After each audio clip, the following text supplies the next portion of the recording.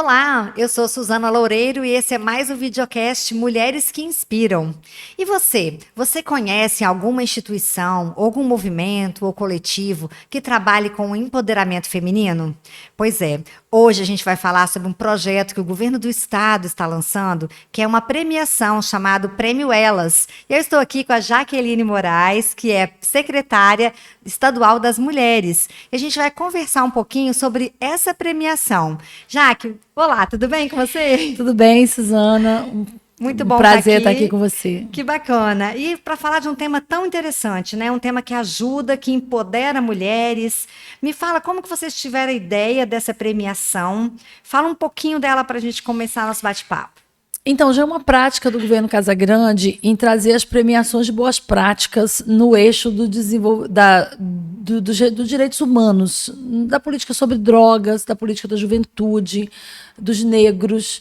E como a secretaria recém-criada, é uma secretaria neném, foi criada agora em março pelo nosso governador, nós trouxemos, então, essa possibilidade de deixar no nosso orçamento uma fatia para que tivesse o reconhecimento dessas organizações sociais que estão trabalhando na sociedade, ou seja, que a gente fala que trabalha na ponta, com entregas diretas para as mulheres.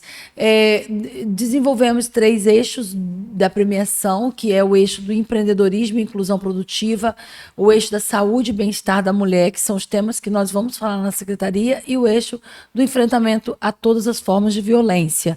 Esses 3 eixos, eles constituem hoje o Plano Estadual de Política para as Mulheres e o planejamento estratégico da nossa secretaria.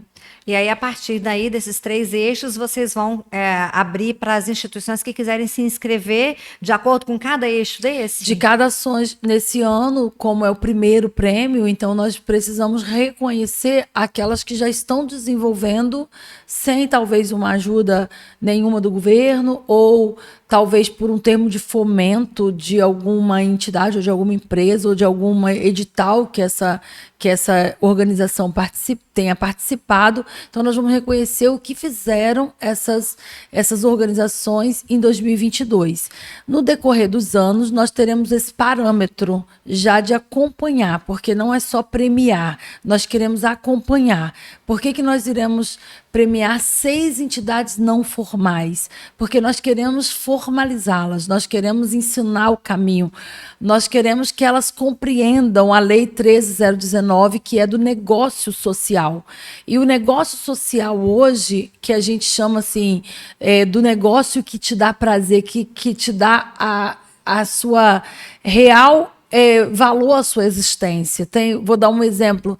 Tem uma boa professora de música e de violão que ela quer cuidar da sua família, mas ela também quer ensinar violão às crianças da sua comunidade. Uhum. E aí ela usa aquele talento, aquele dom, aquele prazer que ela tem e ela faz disso o seu negócio social. Isso é o que preconiza a Lei 13.019. Então, dentro dessa ideia do empreendedorismo social, que nós trabalhamos muito na vice-governadoria, eu desenvolvi um programa chamado Agenda Mulher, e no Agenda tinha essa premiação para reconhecer essas entidades. E aí, a partir desse início desse trabalho que vocês vão fazer, vocês vão praticamente mapear o que é que o Estado tem em termos de instituições que estão cuidando da mulher. Exatamente, você acertou de cheio no que a gente quer, o objetivo. Conhecer, né? Conhecer, porque é importante dizer que são muitas entidades, são muitos coletivos, são muitas organizações que têm dificuldades de se autossustentarem. A maioria ainda não tem CNPJ, né? Exatamente. Bem inicial ainda, um projeto. Às vezes é uma pontinha na casinha de alguém, numa comunidade, né? É uma vontade, às vezes, imensa, que junta 3, 4, 10 mulheres e diz, vamos fazer? Vamos.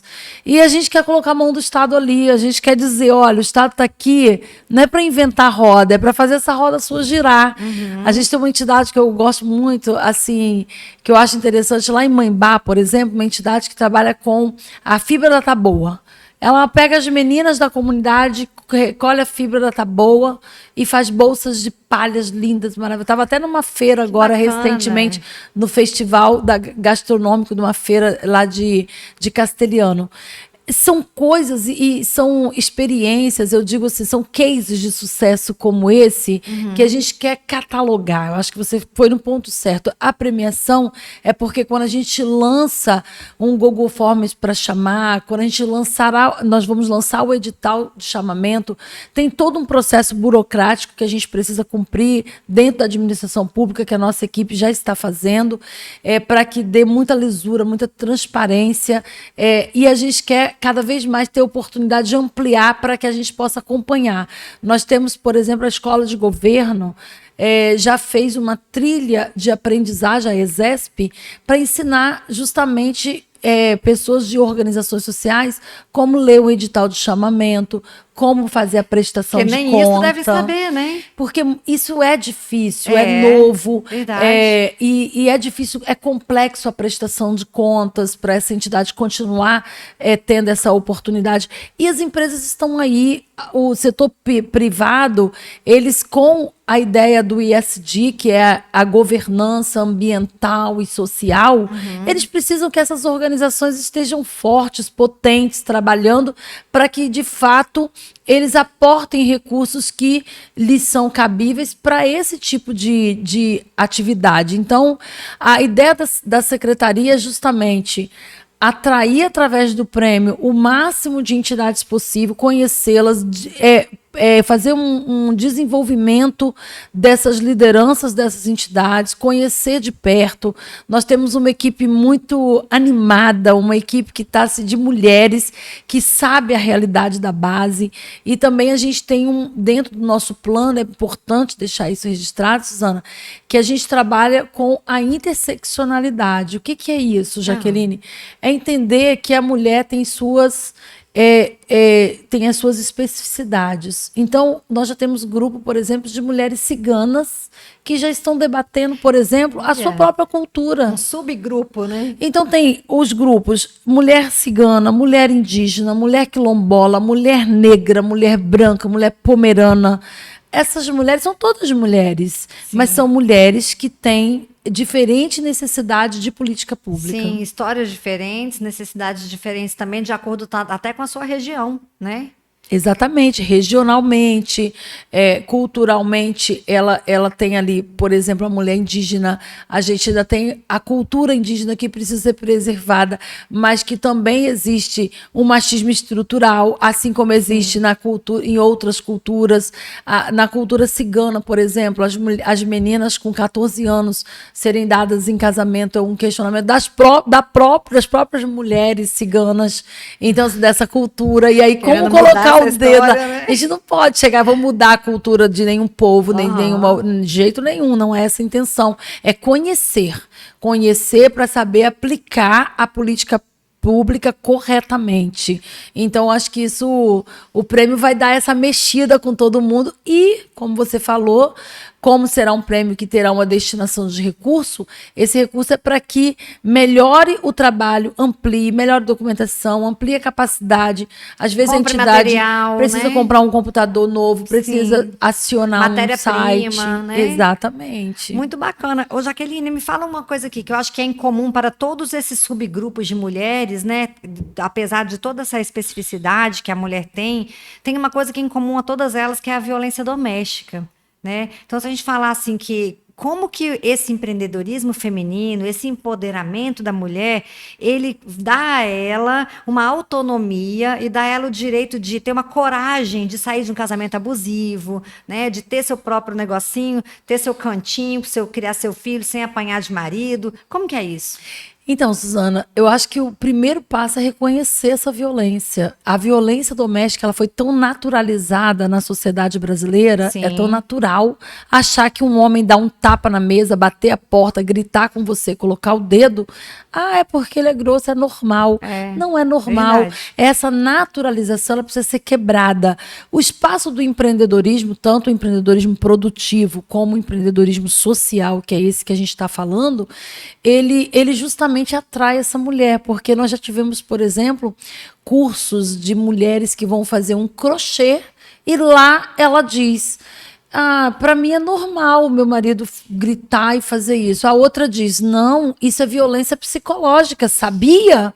E esse local do saber, do aprendizado, do conhecimento, empodera essa mulher para dizer assim, opa, eu não vou aceitar não, o seu direito começa onde termina o meu.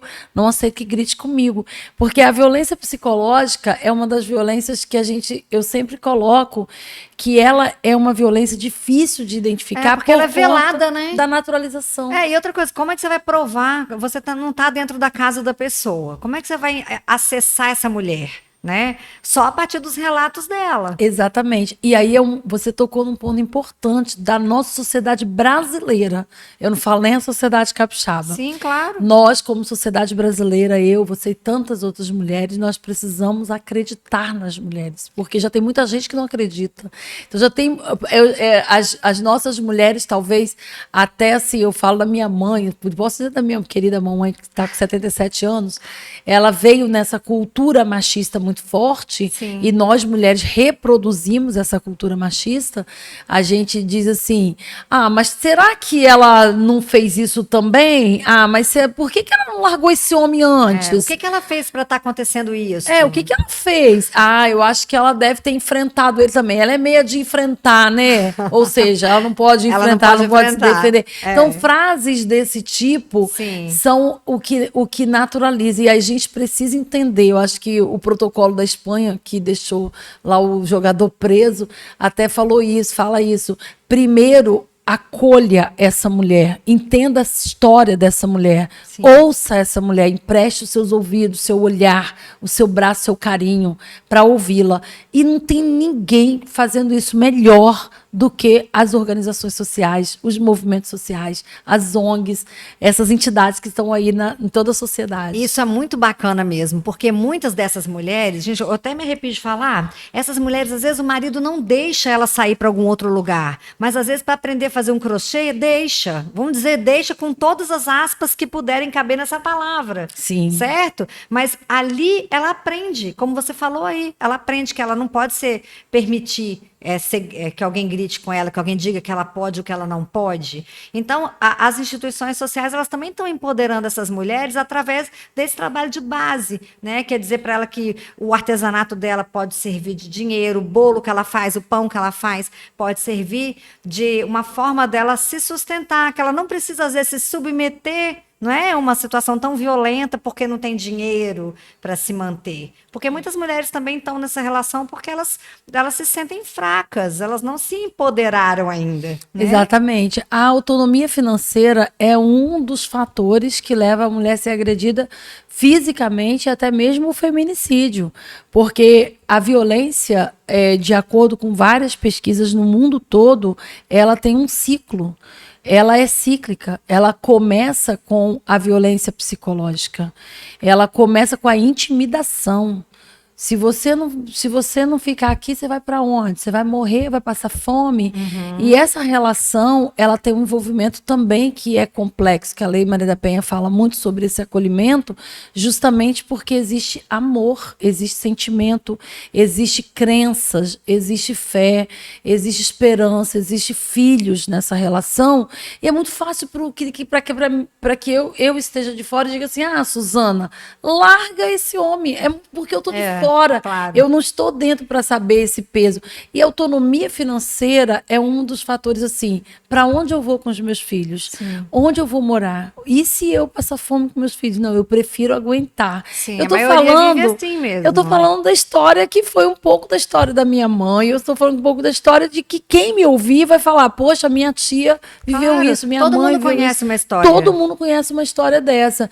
E é essa história que nós estamos com a criação da Secretaria das Mulheres lutando juntos, todas juntas, para poder quebrar esse ciclo. E vocês, assim, da mídia, é super importante abordar temas, assim, de sensibilização da sociedade. A gente precisa falar, né? A gente precisa falar, porque as mulheres também precisam aprender a falar. mesmo as mais simples, as que têm mais medo, né? Elas precisam pedir ajuda, né? Sim. E eu acho que o prêmio vem muito para... Vocês estão de parabéns, né? Para fazer um prêmio bacana desse, de fomentar mesmo esse empreendedorismo, né? Fazer com que as comunidades coloquem a cara no palco, né? No governo, no jornal, e que possam se mostrar, né, para que É elas isso aí. possam mostrar o que elas têm de bonito, e tem muita história bonita para contar, e nós vamos contar nos próximos programas, hein? Eu tenho certeza disso. Quero agradecer muito esse apoio dessa visibilização. A visibilização importa, porque representatividade importa. Então, ter essas mulheres, elas se verem nesses espaços de comunicação. Eu falo que eu sempre falei que tem uma frase de Francis Bacon que diz que informação é poder. E alguém fala assim: Jaqueline, onde começa o empoderamento? Na informação, porque é poder. É claro. Uma mulher que é informada, bem informada e qualificada, essa informação qualificada, porque é importante dizer também que tem muitas informações por aí que não são qualificadas, aqui é uma informação qualificada, essa mulher se empodera, ela se encoraja, e ela não se encoraja muitas vezes para terminar uma relação, não, ela se encoraja para dizer: vem cá, vamos conhecer essa rede de proteção aí do Estado. Tem um programa chamado Homem que é Homem, que a gente traz esse homem agressor para um ciclo reflexivo. Aham. E lá nesse ciclo reflexivo, ele diz assim: poxa, mas eu não sabia que gritar e tá bater na vendo? mesa era violência. Eu não sabia não, camarada, mas agora você sabe, porque você vamos foi educar, criado assim. né? E não é Isso. assim a sociedade desse século. Exatamente como você falou, nem sempre é, gente, para acabar um relacionamento, não é para separar, é só para instruir, para que os dois, né, tenham uma vida melhor enquanto casal, E enquanto direitos família, e direitos iguais, iguais. né? Então, assim, eu acho que é bacana essa oportunidade que as mulheres estão tendo cada dia mais com a Secretaria das Mulheres de conhecer seus direitos, né, saber aquilo que elas podem, aquilo que elas têm já, que a lei protege, né? E que elas podem ser pessoas, gente, que produzem, que são vistas, que são valorizadas na sociedade, né? É isso aí, Suzana. Então a gente vai estar aqui apoiando vocês nesse projeto. Eu queria te agradecer e lembrar para as pessoas que estão vendo o nosso videocast, né, que o Prêmio Elas, ele no dia 2 de outubro vai sair o edital, não é isso, Jaqueline? E até o dia 20 de outubro, as instituições, as ONGs que trabalham com empreendedorismo feminino, que fomentam o emprego, a empregabilidade, né, a valorização de gênero, das questões de gênero, e até aquelas instituições, aqueles movimentos sociais que ainda estão informais, não têm o CNPJ, eles vão poder participar. E olha, são 6 instituições que vão receber R$ 5.000. É um dinheirinho bom, né? Muitas vezes eu encontro pessoas que dizem assim: poxa, eu não tenho dinheiro para registrar um CNPJ, fazer uma ata. Esse recurso vai servir para que você consiga organizar a sua entidade. Muito bem. E né, tem 3 ONGs que vão receber R$ 10.000 cada uma, que já são de instituições que já estão mais organizadas, né? Exatamente. Hoje, por exemplo, nós temos os núcleos Margaridas, por exemplo, que são núcleos de acolhimento à violência, eles já são por OSC, ou seja, por organização social que faz a gestão. O Estado, ele consegue ser mais estratégico quando a gente tem as organizações sociais fazendo a gestão. São assim nos CRJ, Centros de Referência da Juventude, que hoje, inclusive, também está participando muito através de ONGs, e várias organizações sociais já gerindo saúde, gerindo outros instrumentos da política pública, porque aí a máquina pública acaba trabalhando mais na parte estratégica, ou seja, colocando o recurso onde realmente precisa ser colocado. Tá certo. Jaqueline, eu quero te agradecer muito por essa entrevista, te dar os parabéns e boa sorte nesse projeto, nesse prêmio. Vamos estar juntos e conto muito com vocês. Ok, muito obrigada. Então, esse é mais um videocast Mulheres que Inspiram e até o próximo.